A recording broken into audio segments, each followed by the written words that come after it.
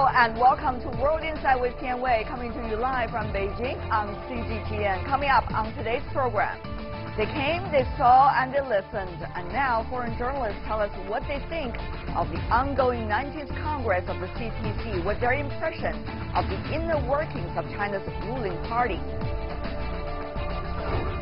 The Trump administration seeks a strategic relationship with India as a counterweight to China. What does this mean for the Asia-Pacific region? The 19th CPC National Congress is on its third day. The event has attracted attention around the world. The journalists from China and abroad gather at the Great Hall of the People in Beijing. This year, about half of the registered journalists are foreign reporters. Let's hear what they expect from the Congress and the country, China. It's drizzling, but the rain hasn't dampened journalists' enthusiasm to cover one of China's most important political events. The 19th CPC National Congress is under the media spotlight, and the Great Hall of the People is the focal point where the international media is sharing its first-hand information with the world. For foreign journalists, they're keen to learn what further messages will be announced by the world's largest political party and how the world's second-largest economy will develop over the course of next 5 years. Zamir is a Pakistani reporter. He's feeling proud and honored to cover the meeting. It's really very significant, and it is after this CPC session, China has a big role to play. China has a huge responsibility on its shoulders, and especially after that Belt and Road Initiative, more than 100 countries who are going to become a part of it. It is the first time that after the adoption of the Belt and Road Initiative, this CPC session is going to held on. So all of us, they are very excited that how CPC is going to talk about that Belt and Road Initiative as well. Others said General Secretary of CPC Central Committee Xi Jinping's speech at the opening session was very impressive, adding that they're focusing on the outcome of China's poverty alleviation efforts, anti-corruption campaign, and economic policies that will not only propel China, but also help other developing and emerging economies. It seems as though they have set some very impressive goals for the next 5 years, one of which is the goal by 2020 to achieve a moderately prosperous nation. There seems to be a big emphasis on this to make sure all Chinese people benefit from the gains and the progress being made here. More than 3,000 journalists from home and abroad have been accredited for the coverage of the 19th National Congress, and this high-profile event has provided a good opportunity for foreign journalists to observe the development of China. So what do foreign correspondents think about the 19th CPC National Congress, how they've been covering this specific event? Let's turn to our panelists here in the Beijing studio. I would like to welcome my two colleagues coming from Afghanistan and also from the Philippines. May I introduce in the Beijing studio Jelly Musico, news reporter of the Philippines News Agency. Welcome. Thank you. Also, let's welcome Parviz Karaokil, I hope I pronounced your name right, a reporter from Afghanistan, Afghan News. Welcome. Both of you here in China on a 10-month exchange program, but at the same time you got to cover the CPC 19th Party Congress. That's a big event. How you been since your first day here? I mean, covering this Party Congress. Yeah, it's a very great experience to cover such a big event, political big event in China, a great nation. So that's a great opportunity for me. I'm happy to experience that here in China. Get to know China inside out and also in the political circles, I guess. Yes. Yeah. What about you, Parviz? Thank you so much. Being as an Afghan journalist, it's given me a great opportunity to be here, and it's the first time for me to cover the 19th National Congress of the Communist Party of China. Yearly, last March, I have attended 2 big sessions in the same great Hall of the People. What are they? Like the same, like the. That was also about the National Congress in 15 days, which that was going, and So this time it gave me a deep insight and to attending this CPC National Congress of the Communist Party of China. Both of my colleagues here from the Philippines and Afghan, they are writing their reports. So you have warned me before coming over here that you're not used to be on camera. Yes. So don't worry, don't be nervous. Let's get to some of the fields that you are really familiar, which is exactly the story. What are the stories that your constituency back at home will be very interested in? I understand that you are covering the presidential office when you were working in the Philippines, and now you are here covering China. What kind of report are you bringing back? Yeah, before I came here, I was covering the president, but now that I am in China, I used to report good things about China, and this time, during the CPC Congress, I made the report about what the president said, that General Secretary Xi Jinping, that he said that the CPC will lead China to become a moderately prosperous society by the two visions, the two goals, centenary goals. One of the things I have to mention very specifically to you, that in the report, Xi Jinping, the General Secretary of CPC Central Committee, talked specifically that no one could, in a way, be able to harm China when it comes to territorial integrity. China and the Philippines used to have some territorial disputes. I just wonder, as a Filipino journalist, how do you see those wording used by Xi Jinping in the report? And how do you see the two sides are moving toward any solution at this point? Actually, I'm still developing that line by General Secretary, but I'm not worried about what he said, because right now there is an ongoing negotiation between China and the Philippines. Last May, both countries went to Guiyang for the first bilateral consultative mechanism meeting, and I was there also.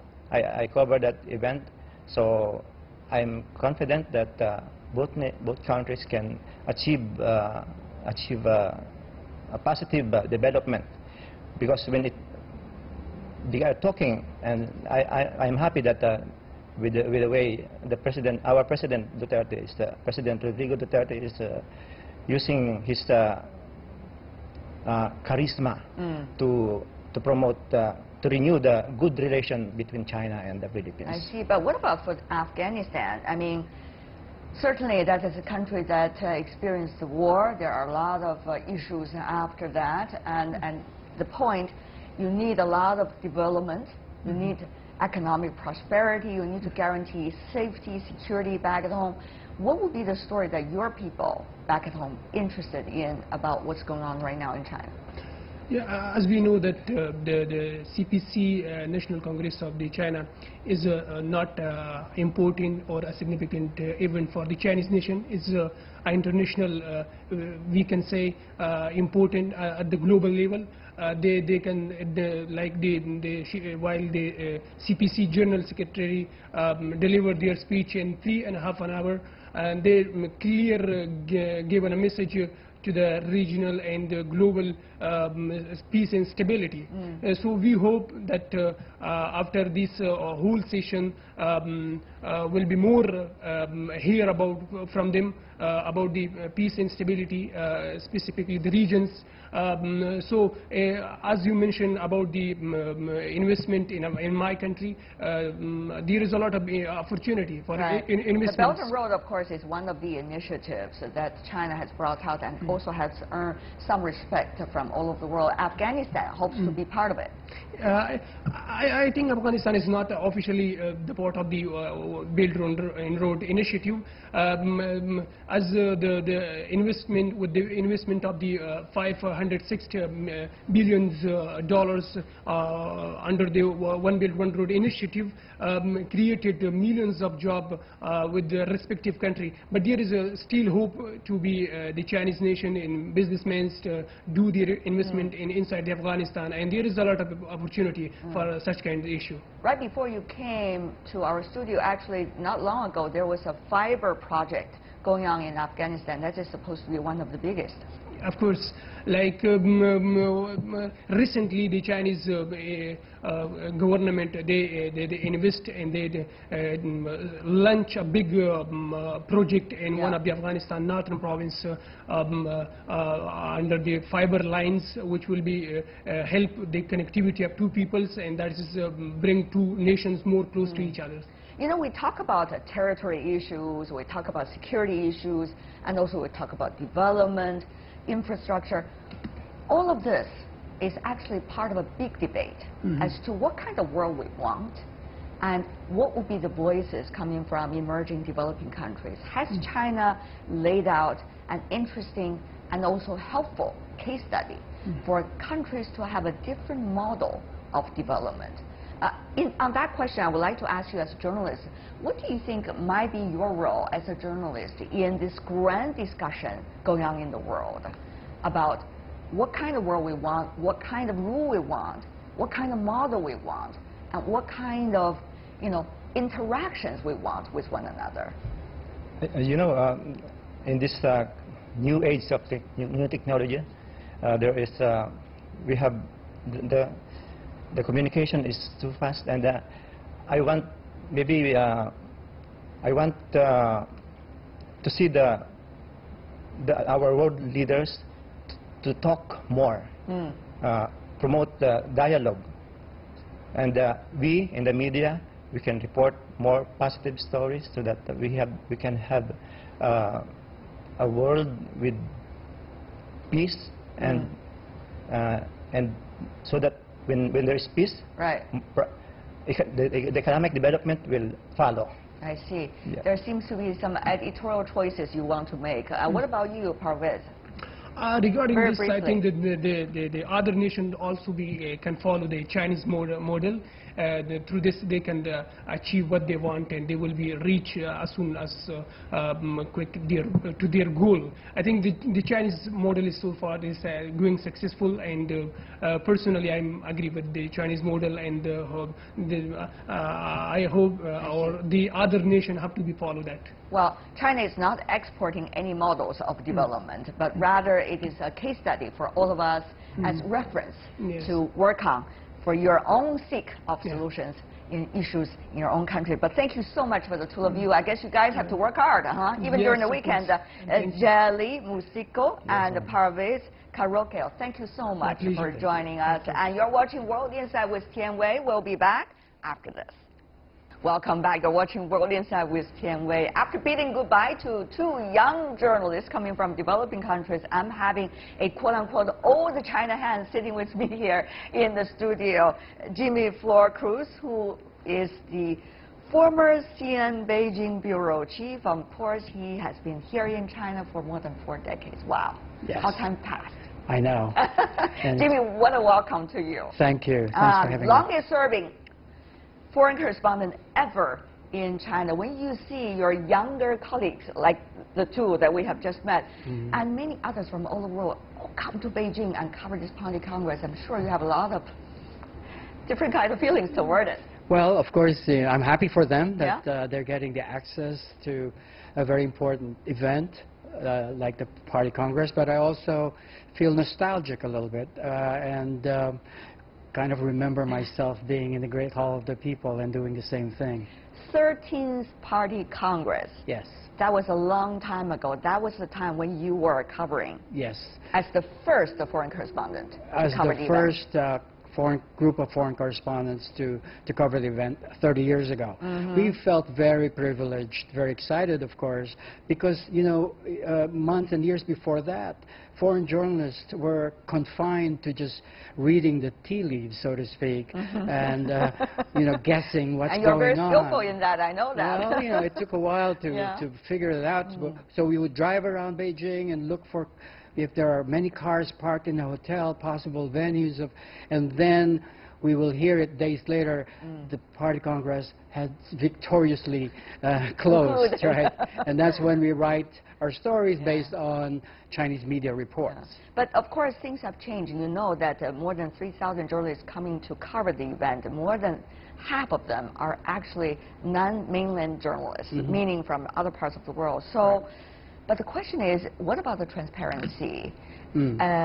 What about what is going on right now, the style of communication between the Chinese Communist Party and, let's just say, the media? Right. I think it's important that we bring in as many foreign journalists to China, not just this time, but many times. And when we bring them in, you have to give them, you have to treat them nicely. You have to give them access to news and newsmakers.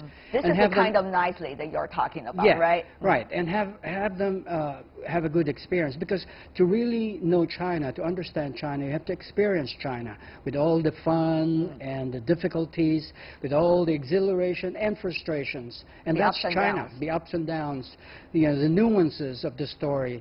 And only then can we, the foreign journalists, have a good sense of what's really going on in China. There has been a lot of discussion here in China. You know, people do not understand why they say when foreign correspondents cover China, they always cover China, quote unquote, in a negative way as they see it. Some say there are two reasons. One is that many of the foreign correspondents are parachute in and parachute out. 2 or 3 years, hard to get to know a country as complicated as China. Also, for the United States, it's the same thing. You can't just get to know the United States through 2 years, right? Right. And on the other hand, there's probably a distrust between the Chinese public or some members of the Chinese public and, let's just say, so-called Western media. I will use so-called because that, of course, is a man-made phrase. Correct. So what is your take about this disconnect? Of course, I won't pretend to represent or speak in on behalf of the foreign news organizations and colleagues. Right. But I would suggest that China is such a complicated story. It's a huge country with very complex history and reality. So it's really a challenging news beat for us to cover.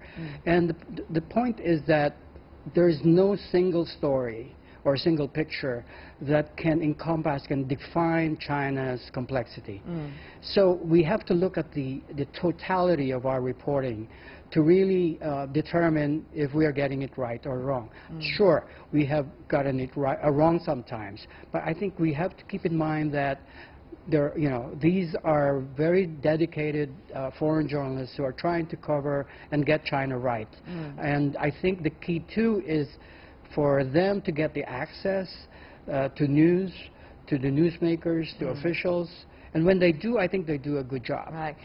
As a correspondent, I used to work in Washington, D.C., and you used to work in China for more than 4 decades. We understand you got pressure from both sides, right? You got pressure in the home country where they sent you. Right. Because they have a different set of understanding compared to what you have on the ground. Sure. You also have pressure from the country that you're covering. They are believing you should do a better job in describing, quote unquote, the closest to truth. Right. About what's happening in that country. You're really moving closer to the positive side. Right. So you got pressure as a correspondent on both sides. How to, balance these pressure and explain to not only your constituencies, but also to the editors, those newsmakers, and also many of those that are dealing with you through bureaucracy. It's a big task. It is. And I think one key word there is the gatekeepers that we call, the editors in the home offices of news organizations. So quite often they're the ones who decide what stories to run, what stories to kill, and what stories to commission from us. And I think it's just as important to bring them over to China. Seeing is believing. And I've seen it, bringing in our editors from New York or Washington. And after their trips here, they kind of change. Right. They get more interested in the story, but also they're more discriminating, they're more sophisticated, and they appreciate the nuances of the story instead of just being a black and white story. Those 2 previous journalists, they are on a 10-month trip to China. I guess they learn more than just sitting back at home in their home office trying to write a story about China. Having said that, though, I read your story. The very last story you put on CNN, as a correspondent after years serving for them. And you said at the end of it, for your own sake and for China's sake, you hope China will become a strong and yet peace-loving country. And of course, you heard what is being delivered in the report by General Secretary Xi Jinping about what role China wants to play internationally. Mm-hmm. What is your reflection? Well, I've seen China. I witnessed China poor and isolated when I first came to China 46 years ago. It's a messy picture. I don't want to see that picture. So I really hope that China will become a modern, prosperous, and self-confident state. The question is, how will China use the newfound power and influence? And that's when I say, I really hope China will be a peace-loving, benign power, a positive power in global affairs. There's hardly anything, any problem globally, or any solution globally that I can imagine that will not require China's participation and involvement. And that's why we hope that China will play that positive role. China has a very proud past and heritage, and it's now taking its rightful place in history. And I hope that China, in this stage and on that level, China will be confident, self-confident, but not arrogant. I hope that China will be powerful, but as well as peaceful, benign. I see the excitement in your eyes when you're talking about China, even today. May I just quote from Xi Jinping in the report he delivered at the Party Congress opening meeting. China become, in 30 years, a global leader in terms of composite national strength and international influence. There are different interpretations in the world about this quote, about what exactly is China's aspiration and what would that mean for the others. What is your interpretation? Of course, it's an ongoing process, but I think that it means that China will take a more active role, and hopefully in issues like climate change, anti-terrorism, cross-border crimes. Those are the kind of problems that China can take the lead in finding solutions for that. And in that sense, China will play a very positive role. And of course, more than 4 decades ago, you were here as a Filipino Communist Youth League, right? Member, something like that. That's what they accuse us. Yeah. Yes, and of course, politically, it was very complicated in your country. You stayed here in China. Now you reflect back and look at this 19th Party Congress, China's role in the world. Very hard to imagine, I would assume, at the time when you came to China. Very unimaginable. In fact, if somebody had suggested that China would be what it is now 46 years ago, I would have said, you're joking, you're dreaming. But here it is. So it is quite an achievement that China has reached the point that you are in now. And I think, yeah, you deserve to be proud of it. And you have been part of it for decades. And I've been lucky witness to it. Be proud of that as well. Thank you so much, Jimmy Flor, who's former CNN Beijing bureau chief, one of the longest serving foreign correspondent in China ever. Thank you so much, sir, for being with us. All the best. Thank you. And you're watching World Insight with Tian Wei, still to come on our program. The U.S. looks to India as a partner in a strategic relationship and as a counterbalance to China. Our panelists weigh in on U.S. policy in Asia right after this break.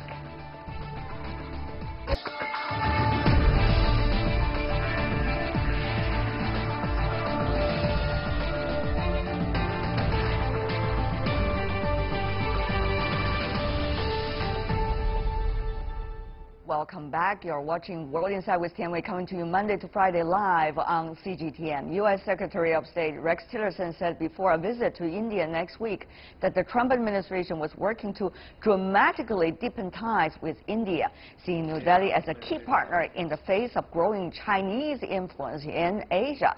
On Wednesday, less than a month before President Donald Trump is due to make his first state visit to China, Tillerson said the U.S. had begun to discuss alternatives to Chinese infrastructure financing in Asia.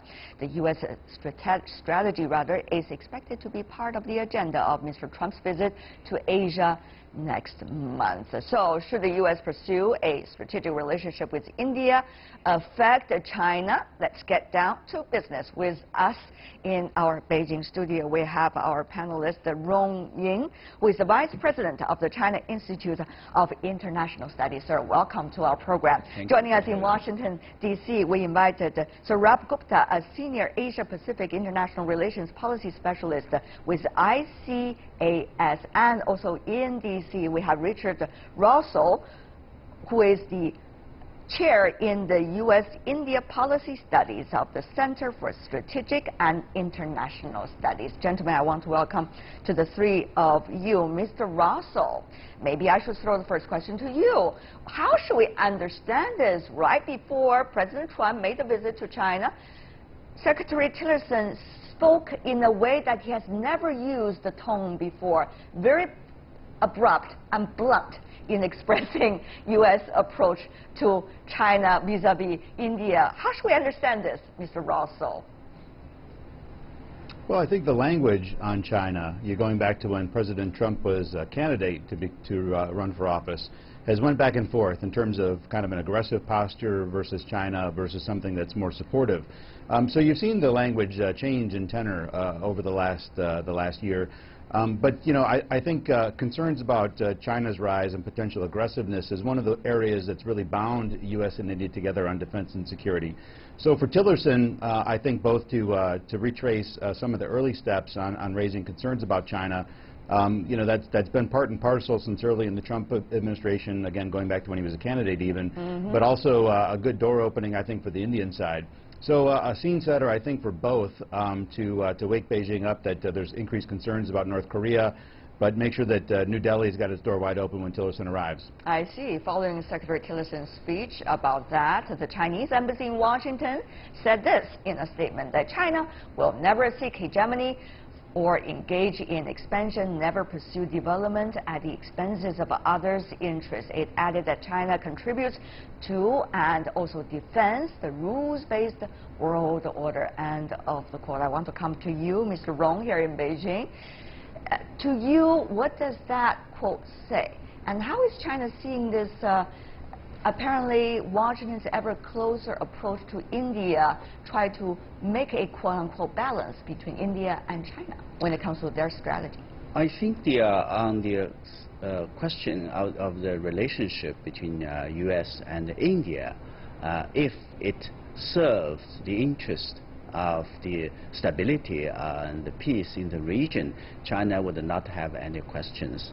But as the speaker said, and also I think at the speech, I think tells loudly that it seems that the U.S. as being very much want to put kind of a policy framework where they would like to balance India in vis-a-vis China. And this is, I think, what struck me most was that the way that putting it in a public, in a specific naming and criticizing China's role. And that is why the foreign ministry, the foreign spokesperson said, China hoped that U.S. would take a positive views about China's rise. So I thought that it is a very certainly, I think, not diplomatic for me way of talking about China vis-a-vis India. So putting the China and India in the same equation. Whatever the wording is, Mr. Gupta, how should we understand this? Seem to be the very beginning of a relatively grand strategy coming from Washington. At least they want us to have that kind of feeling, that they're going to try to make some balance between India and China in order to have a so-called comfortable space for the United States in the Asia-Pacific region. Mr. Gupta, is that going to be good for India, though, as this so-called balancing board? India has welcomed U.S. support and U.S. relations and the U.S. presence in Asia and particularly more so in the Indian Ocean region. But India's primary goal with regard to the United States is to use U.S. power as a means to advance its own strategic rise and its own independent rise in the international system. This does not mean that it intends to just use the United States. It does seek a friendly relationship with the United States, but it should not be assumed or taken for granted that a friendly relationship with the United States would automatically translate into an adversarial relationship with China. The United States would like that to generally go on India's relationship to China to generally drift in that direction, a more adversarial one. But that is not necessarily in the way the Indian strategic establishment has always viewed it. And they have actually viewed both China and the United States as being very significant powers, and that India must have good or decent relationships with both powers so it can expand its own strategic space and its options as it hopes to rise in the world affairs. Mr. Rong, those words are interesting coming from Mr. Gupta. China-India used to have some kinds of disputes earlier regarding territory. Of course, it's not China-India's territory dispute, but rather involving a third party. But it seems that both parties have settled that through certain kinds of talks and steps. Does that help us to understand the mentality of both sides as to what kind of relationship they are trying to establish or maintain? Well, China and India have been working very hard to develop a stable relationship oriented towards a kind of common development. And that has been, I think, served the best interest of the two sides. And it will also, I think, has proved that it helps the two sides to accomplish their mission. That is, say, for China is a national reunification, and for India they also want to play to exert a role, that is, say, a great power that it has been to be reckoned with. And that is, I think, the strategy for the two sides. And it is unfortunate, I think, for U.S. to thinking in a way that it could by playing the differences, or the card that against India, with India against China is something I think would have served it. So I thought it is a bad strategy, and I'm happy that our India colleagues made it very clear it knows very well. And I would also argue that it is very clear that the U.S. By having India would serve its interest to maintain the primacy. And for that, India has to be very careful. It is not looking for a kind of a partner at equal status. Possibly it doesn't want to have a junior partner that helps U.S. to serve its interest in the region. Mr. Russell, the other two gentlemen said it's not a good idea. Well, I disagree. I think I think India, we have a shared value system. I do think that India, it's a dance that we're playing right now. What is India's forward-leaning security role going to be for the region? And we don't really have an answer to that question per se. They're not involved in the fight against the Islamic State. India wasn't comfortable making a statement against Russia with the invasion of Ukraine and Georgia. So you look at what, at least from Washington's perspective, we consider, the main points of concern around the globe: South China Sea and the various disputes, many of which China is involved in, and India doesn't play a very forward-leaning role on that. Yet India, at the same time, desires U.S. military equipment. So, the question that we continue to dance around is, if we're going to equip India, what are the missions that India thinks are in its interest, which happen to align with ours? And that's really where the state of relations between the U.S. and India lie. What are those areas? Well, I think India itself, they want to make sure that they maintain dominance in the Indian Ocean. And so I think the fact that the PLA Navy has been more active in the Indian Ocean has been a wake-up call for India that, they may not be equipped to monitor and counter just in case things would escalate there. They're not ready in case something should be a flashpoint. And they're looking over at the South China Sea, and they're seeing multiple flashpoints simultaneously. So it's not an abstract question, could there be a flashpoint, because they see a lot of their friends, also fellow democracies across Asia, that have seen these flashpoints arise recently. So it's far from an abstract. So I think in that sense, you know, India is generating some kind of a mission that I think is a little bit more forward-leaning than simply defending its own, you know, territorial integrity and concerns about border disputes with both Pakistan and China. It's expanded to the Indian Ocean. The U.S. and India are cooperating in some new areas, you know, for instance, in equipping African peacekeepers, which was referenced in Tillerson's speech. They're reaching out to new partners like Mongolia and Korea, which India had not looked to as really as security strategic partners before. I see. So I think Washington's starting to see some real tangible moves from Delhi we hadn't seen in the past, and that's really reaffirming this interest in engaging as much as we have. Well, Mr. Gupta, Mr. Russell was saying, why can't you see something that I already see? What do you say? Well, let me phrase it this way. The U.S. had wanted India, and this goes back right to the George W. Bush administration, which really laid the opening for U.S.-India ties. They had sought India's strategic alignment to the United States. India instead had sought strategic autonomy and independent rise. Both sides saw that their interests were not totally aligned and in this regard.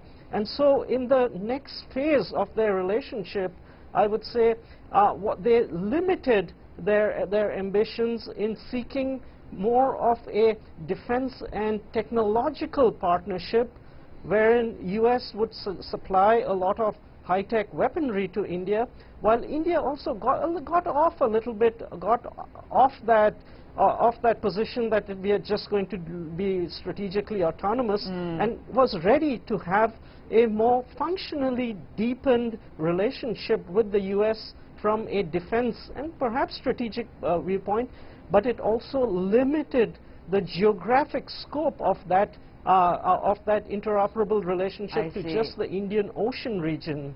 And that's why, yes, there's a little bit of cooperation happening on African peacekeeping. Yes, they talk of let's do some connectivity initiatives and infrastructure. And India, of course, has its own independent policies with many of the countries on China's periphery. But it's important to note, I mean, think in something like the South China Sea.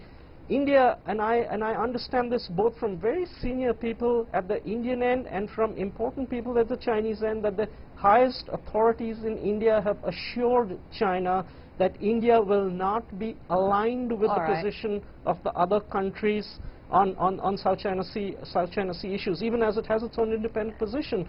So you see that there's this gap, and that gap does exist. All right, the gap does exist. And let me go to you, Mr. Rong, because South China Sea, you see that, the U.S. talking about rebalance, and you see countries have to line up, whether they're with the United States or they're with China, and they had a very difficult time as a result, and things have not resolved 100% even today.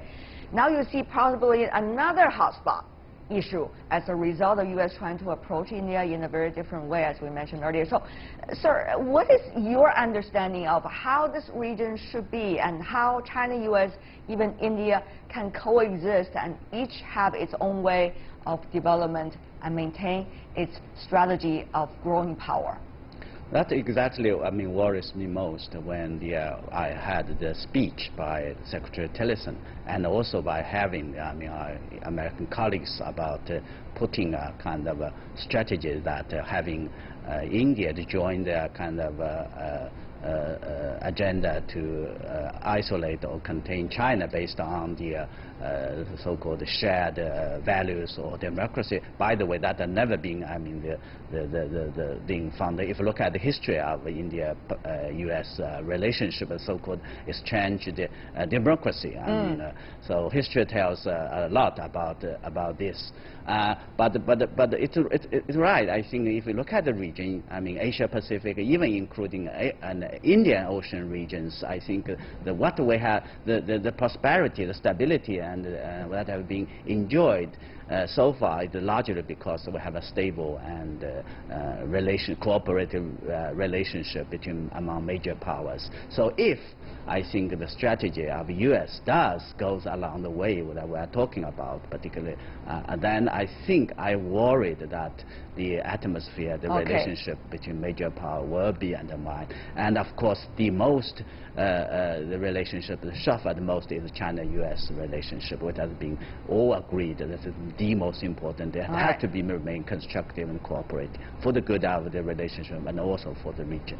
Of course, this will be a topic for a long time, I would assume, gentlemen, with the upcoming visit by U.S. President Donald Trump to China and also the APEC summit later being held in Vietnam. But for now, I want to thank the three of you for being with us and sharing your insights. Rong Ying, Saurabh Gupta, and Richard Russell. Really appreciate it, gentlemen. Thank you for being with us. Have a great weekend. And that is all the time we have for today. If you'd like to see more, try to find us World Insight CGTN in your search engine or check out our YouTube channel. Follow us on Twitter, Facebook, and Sina Weibo. From me, Tian Wei, and everyone on World Insight team, thanks for watching. Tune in again next week for insights across China and around the world. Good night and have a great weekend.